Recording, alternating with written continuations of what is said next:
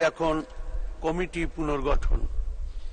আমি মাননীয় chief whip জনাব নূরে আলম চৌধুরীকে প্রথমে জনপ্রশাসন মন্ত্রণালয় সম্পর্কিত স্থায়ী কমিটি পুনর্গঠন সম্পর্কিত প্রস্তাব উত্থাপনের আহ্বান জানাচ্ছি।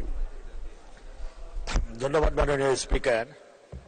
মাননীয় সংসদ নেতা সদর অনুমতিক্রমে তার পক্ষে আমি নূরে আলম চৌধুরী বাংলাদেশ জাতীয় সংসদের চিফ হুইপ প্রস্তাব করছি যে গণপ্রজাতন্ত্রী বাংলাদেশের সংবিধানের ৭৬ অনুচ্ছেদ অনুযায়ী জাতীয় সংসদের কার্যপ্রণালী বিধির ২৪৬ বিধি অনুসারে ২৪৭ ও ২৪৮ বিধিতে বর্ণিত কমিটি নিয়োগ, কমিটি গঠন ও কমিটির দায়িত্ব পালনের জন্য নিম্নে উল্লেখিত মাননীয় সংসদ সদস্যগণের সমন্বয়ে দ্বাদশ বাংলাদেশ জাতীয় সংসদে জনপ্রশাসন মন্ত্রণালয় সম্পর্কিত স্থায়ী কমিটি পুনর্গঠন করা হোক। জনাব মোহাম্মদ সাদেক ২২৭ সুনামগঞ্জ ৪ সভাপতি, ভারপ্রাপ্ত মন্ত্রী অথবা প্রতিমন্ত্রী সদস্য। জনাব নূরে আলম চৌধুরী ২১৮ মাদারীপুর ১ সদস্য।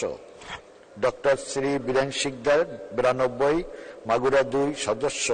মেহের আফরোজ ৩৩৩ মহিলা আসন ৩৩ সদস্য। জনাব শরীফ আহমেদ ১৪৭ ময়মনসিংহ ২ সদস্য। জনাব মোতাহেরুল ইসলাম চৌধুরী ২৮৯ চট্টগ্রাম ১২ সদস্য। জনাব শাহজাদ আকবর ২১২ ফরিদপুর ২ সদস্য। জনাব মোহাম্মদ আসাদুজ্জামান আসাদ ৫৪ রাজশাহী ৩ সদস্য।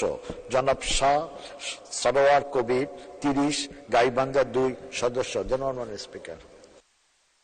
মাননীয় চিফ হুইপ, মাননীয় সদস্যবৃন্দ, সংসদের সামনে প্রশ্ন হচ্ছে মাননীয় সংসদ নেতার অনুমতিক্রমে তার পক্ষে মাননীয় চিফ হুইপের প্রস্তাব মতো এবং তার প্রস্তাবিত সদস্যদের সমন্বয়ে জনপ্রশাসন মন্ত্রণালয় সম্পর্কিত স্থায়ী কমিটি পুনর্গঠন করা হোক।